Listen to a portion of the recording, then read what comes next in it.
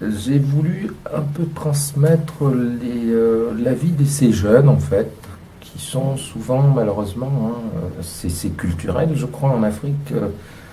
On a le droit d'aînesse est tel que, en fait, les jeunes, les enfants, viennent toujours en dernier. Ce qui est courant en Afrique, c'est que quand on prépare à manger, généralement, les bons morceaux vont aux adultes. Et quand il s'agit de poulet, on donne la tête, les pattes, enfin tout ça aux enfants. Donc il y a toujours une espèce de marginalisation comme ça de tout ce qui est jeune, de tout ce qui est considéré comme n'ayant pas d'expérience, tout ça.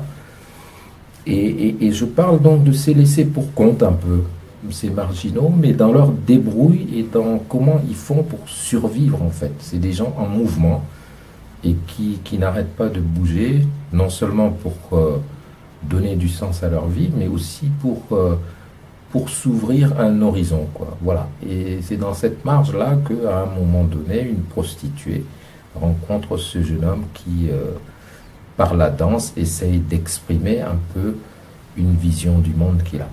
Voilà. Le plus beau souvenir du film, je pense qu'il y en a plusieurs, hein, parce que ça serait réduire les souvenirs. Non, il y en a pas mal. Je pense que il y en a à chaque étape, c'est-à-dire quand on a eu le financement de ACP Film, par exemple, c'est un bon souvenir parce que le dossier est pas facile à monter et qu'on arrive à l'obtenir en plus pour la seconde fois, c'est important. Ça, c'est pour l'étape de l'écriture, du financement. Mais après, il y a toute cette période de préparation où soudain, Souleymane Démé, qui joue le rôle de Gris-Gris, on lui donne des cours de français pendant de longs mois et il commence en fait à déchiffrer les mots, à lire. C'est comme une sortie de tunnel comme ça. Il apprend à nager.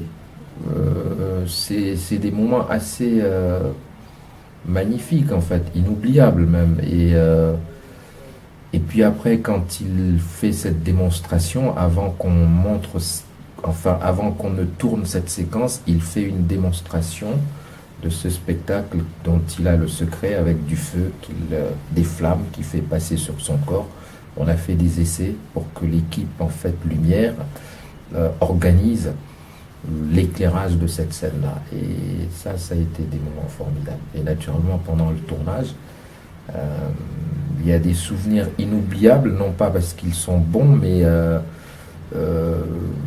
Souleymane Démé a failli, il n'était pas loin de la rive, mais il a failli à un moment donné se noyer parce que les cordes des bidons, enfin, euh, l'ont pris par la jambe et tout ça, il ne pouvait plus s'en sortir. Donc j'ai gardé la scène telle qu'elle dans le film.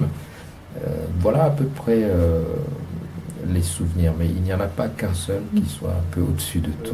On avait ce projet d'école de cinéma qui était un peu, qui traînait, mais qui est toujours en fait dans les circuits, hein. Et je pense que là, la sélection ici accélère les choses parce que soudain on se dit en fait il faut quand même poursuivre le travail entamé et il faut que ce projet-là voit le jour.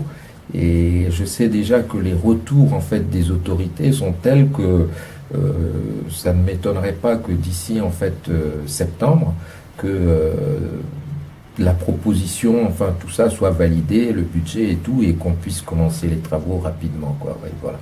Donc Cannes c'est important parce que ça permet de rappeler en fait aussi aux souvenirs des gens les promesses et des choses comme ça. Écoutez, moi, ce que si j'avais un conseil à donner, c'est d'être soi-même. La fidélité à soi-même et de ne pas mentir à soi-même. Donc, éviter de mentir aux autres et parler toujours de ce qu'on connaît le mieux, c'est-à-dire de soi-même. Et en fait, parler de sa grand-mère peut toucher des gens partout dans le monde dès lors qu'on trouve la forme exacte et pour parler en fait de cette grand-mère même si elle est dans une banlieue africaine. Donc je pense que c'est être soi-même, fidèle et avoir quelque chose à dire au monde et ne jamais se considérer comme faisant partie plutôt de la banlieue du monde. Il faut se considérer comme faisant partie intégrante de l'humanité et qu'on a une petite musique à jouer dans le concert de tout ce qui se fait.